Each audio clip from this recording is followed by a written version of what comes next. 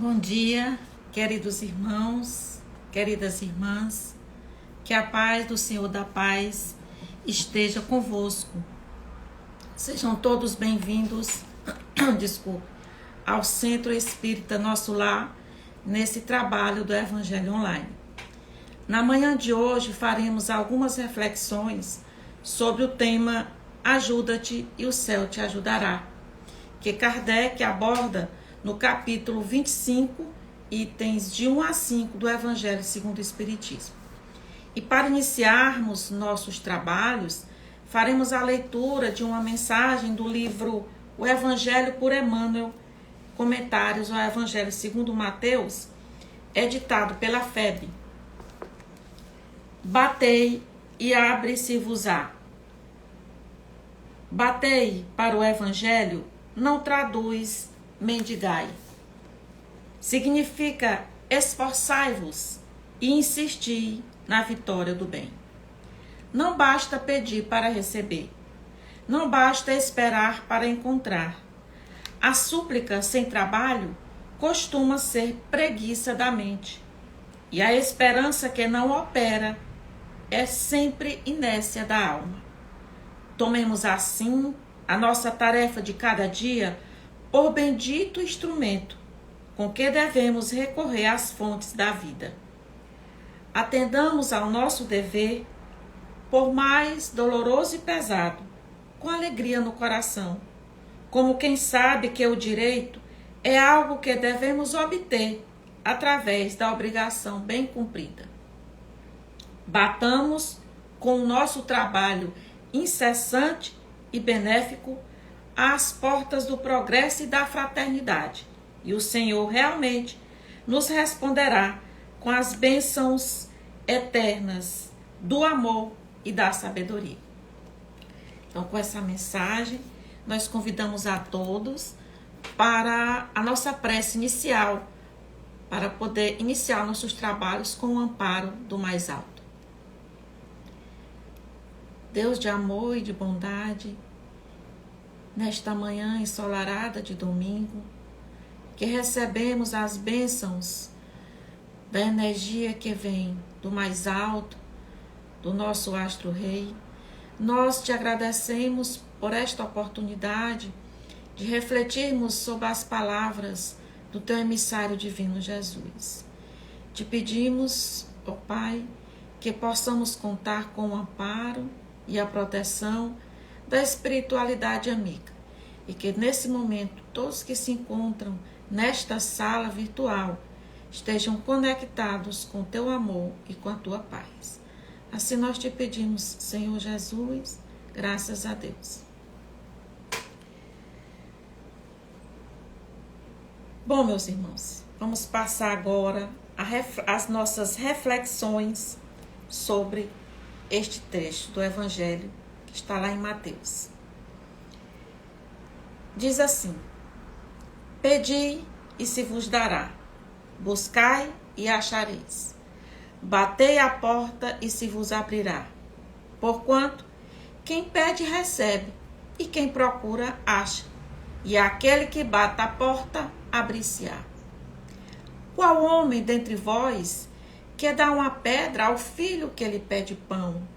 Ou, se pedir um peixe, dar-lhe-á uma serpente?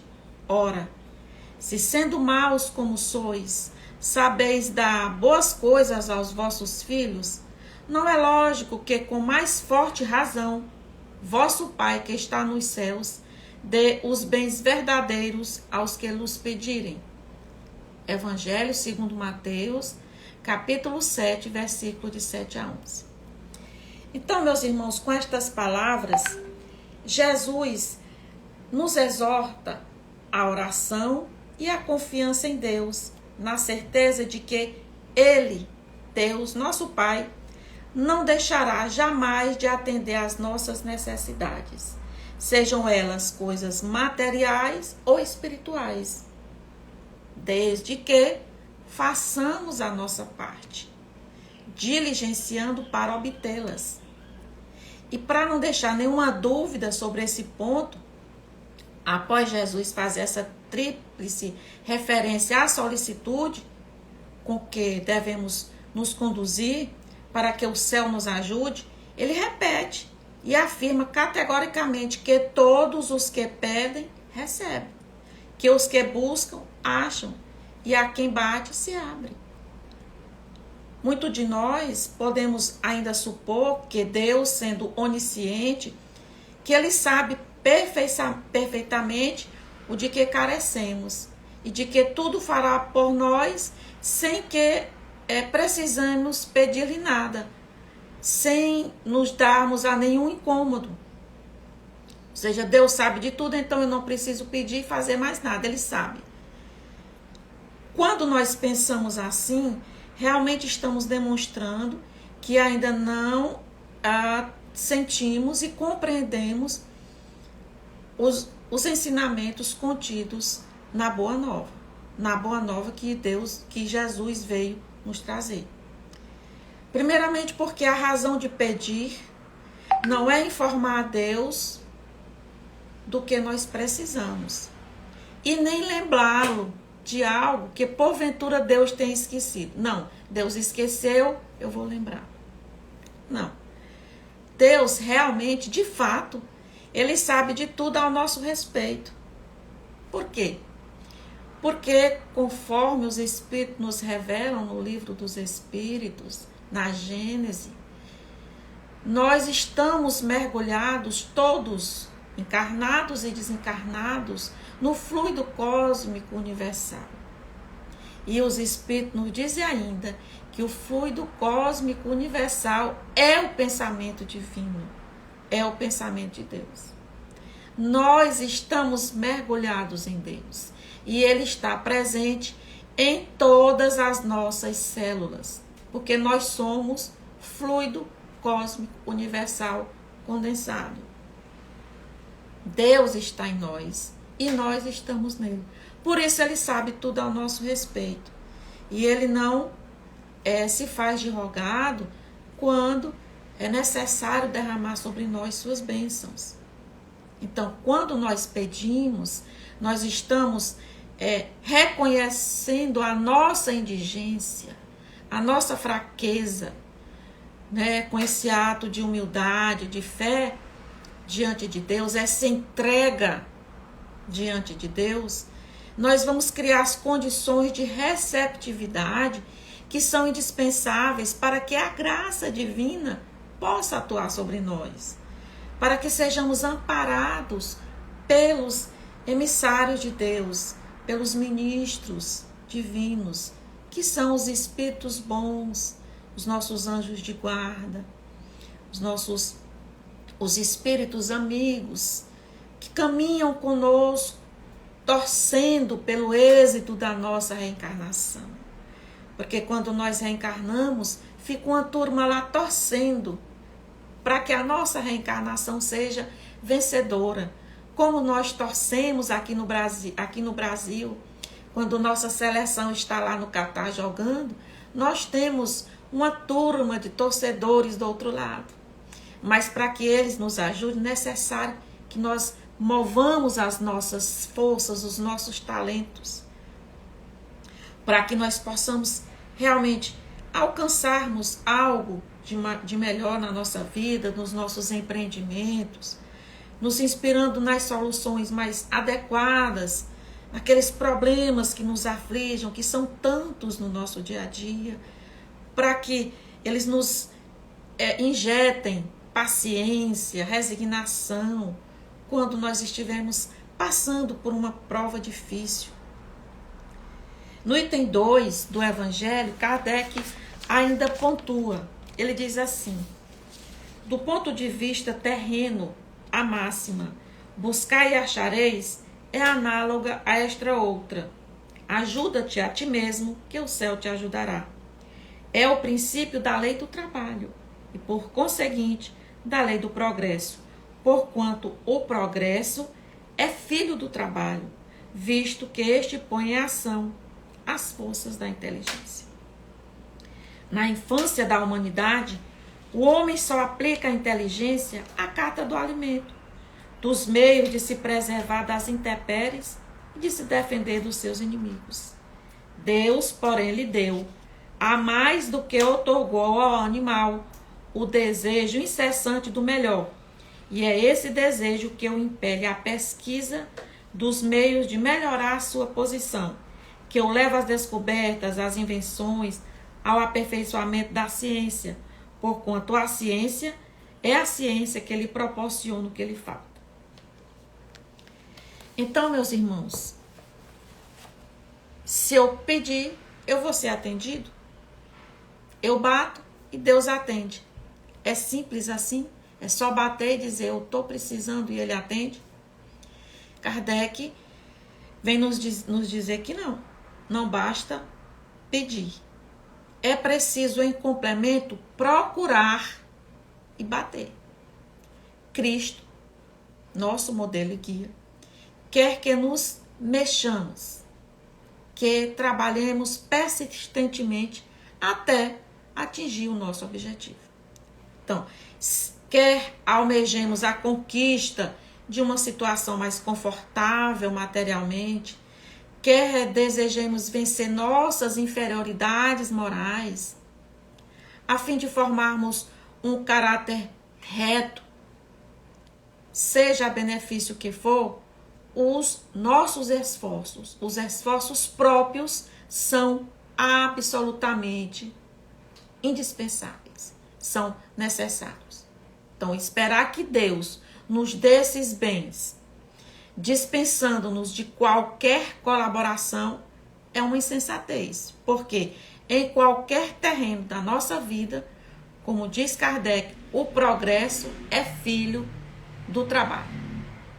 O progresso é filho do trabalho. Então, precisamos de nossa parte realizar o que nos compete. Porque seria muito cômodo, meus irmãos, se tudo que a gente pedisse fosse atendido sem uma ação que pudesse corresponder ao merecimento. Então, só vai receber, a porta só vai se abrir para aquele que merece, que faz por merecer. Não é simplesmente pedir e cruzar os braços esperando. Tem uma música, salvo engano, do Raul Seixas, que diz ficar esperando com a boca cheia de dentes, esperando a morte chegar. Não é assim. Então, aqui, no universo, que é regido pelas leis divinas, vige a meritocracia. Recebe o que se movimenta. Se a gente se ajuda, contaremos com a ajuda da espiritualidade. Foi isso que o Cristo quis dizer. Ajuda-te que o céu te ajudará. Se a gente se ajuda, se movimenta as nossas forças, contaremos com a ajuda da espiritualidade. Então, as conquistas, as nossas conquistas, não são dádivas. Elas são frutos dos nossos esforços. São consequências de nossas ações. Não são presentes divinos, porque não existem privilegiados no reino de Deus. Todos somos filhos de Deus, todos somos iguais. Então, por que ele concederia para uns e para outros não? Todos somos iguais. O que vai diferenciar as nossas conquistas, aquilo que poderemos obter numa encarnação, é a nossa disposição para o trabalho, para o esforço. É o uso que fazemos do nosso livre-arbítrio. Então, é o trabalho que vai promover a nossa evolução. Ninguém evolui e ninguém cresce sem trabalhar. Jesus disse, eu trabalho e o meu Pai trabalha até hoje. Ora, se o Deus trabalha até hoje e Cristo trabalha todos os dias, imagine nós que ainda temos uma caminhada de milênios pela frente. Então, Kardec ainda diz, nesse item 2, que na infância da humanidade, o homem só aplica a inteligência à cata do alimento, dos meios de se preservar do frio, do ataque dos animais, de se defender de seus inimigos. Ou seja, para suprir as necessidades básicas de sobrevivência. Mas Deus não nos criou só para isso. Ele nos concede algo mais do que Ele concedeu aos nossos irmãozinhos animais, que são irracionais. Ele nos concede o raciocínio, né? O encadeamento lógico do pensamento.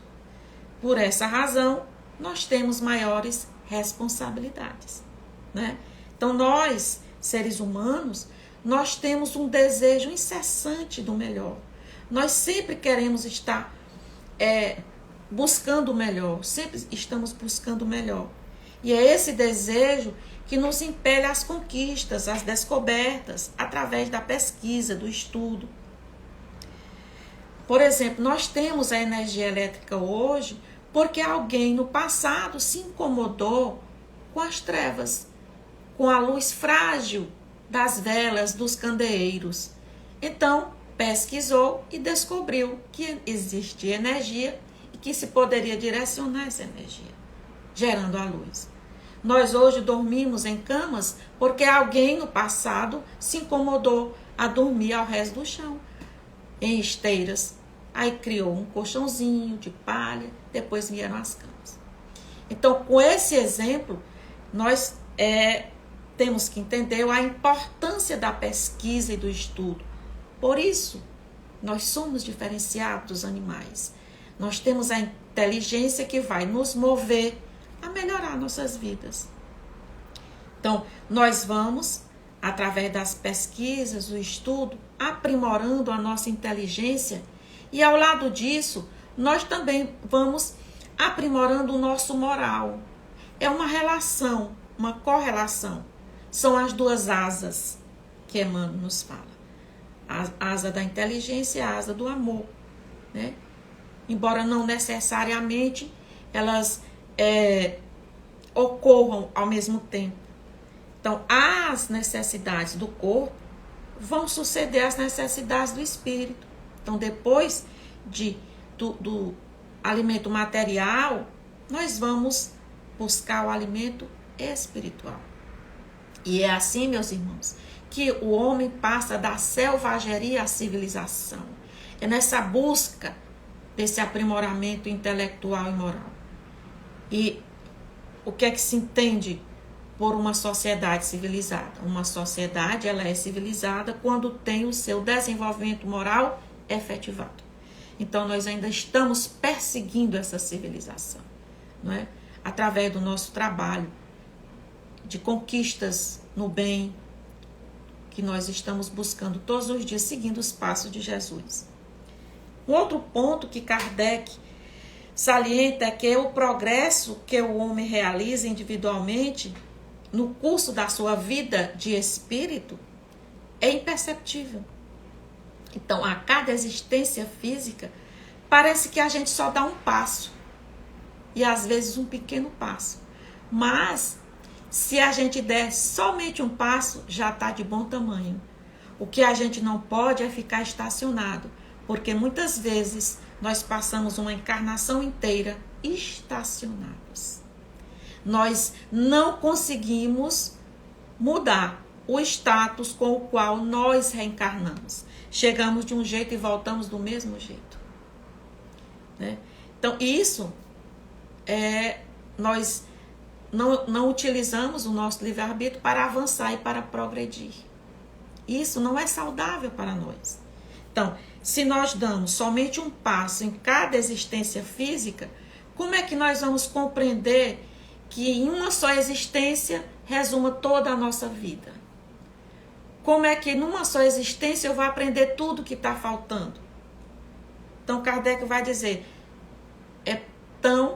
logicamente, nós temos que acreditar na pré-existência da alma e na reexistência dela. Ou seja, na reencarnação.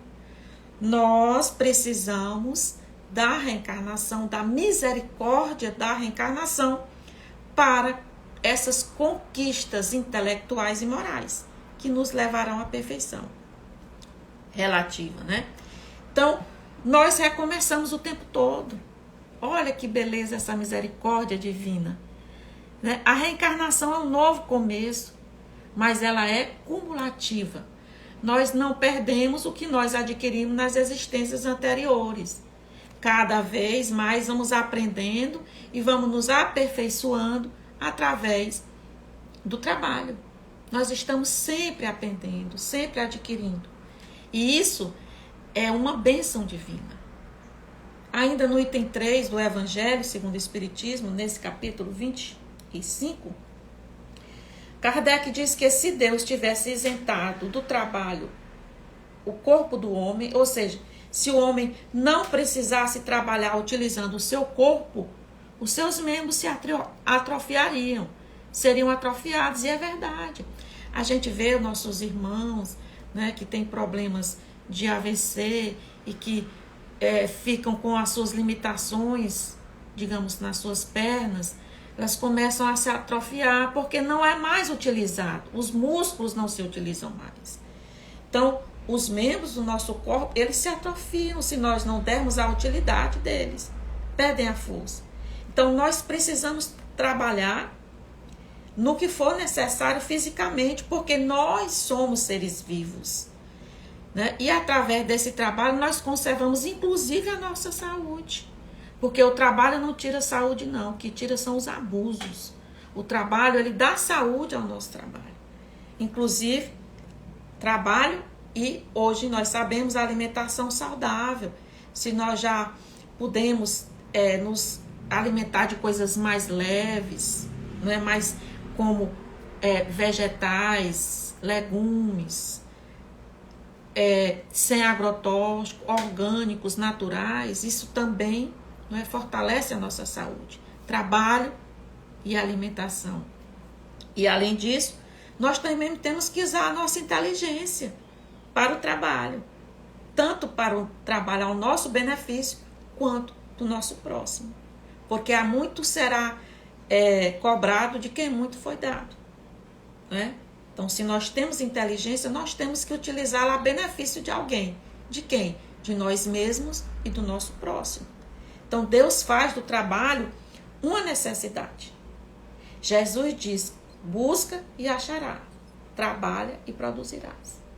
Então, nós só acharemos e se buscarmos. Através de quê? Do nosso esforço próprio. Então, Kardec diz que nós somos filhos de nossas obras. Nós somos filhos de nossas obras, herdeiros de nós mesmos. Por quê? Porque só acharemos se buscarmos. Nós teremos, então, o mérito de nossas conquistas. Os espíritos gostam muito da gente. Aquela turma que está do outro lado torcendo pela nossa vitória, não vão fazer a parte que nos cabe. Eles não dispensam os homens do trabalho. Ninguém está dispensado da lei do trabalho. Cristo disse, novamente, eu trabalho e meu Pai trabalha até hoje. Então, meus irmãos, se eu tenho pedras no caminho, eu tenho que enfrentar essas pedras e buscar soluções. Quando eu faço isso com humildade, com resignação, com fé, com esperança, com a certeza, não é acreditar que vai dar certo, é ter certeza que vai. É uma entrega a Deus. Deus, meus pés estão doendo. Essas pedras estão ferindo os meus pés. O que é que eu posso fazer? Me ajude. E aí, essa energia que sai, esse fluxo que sai do nosso coração, da nossa mente, sincero, cheio de humildade, sabendo que aquela pedra foi você mesmo que colocou sobre o vosso pé. Então, a espiritualidade, emissários de Deus,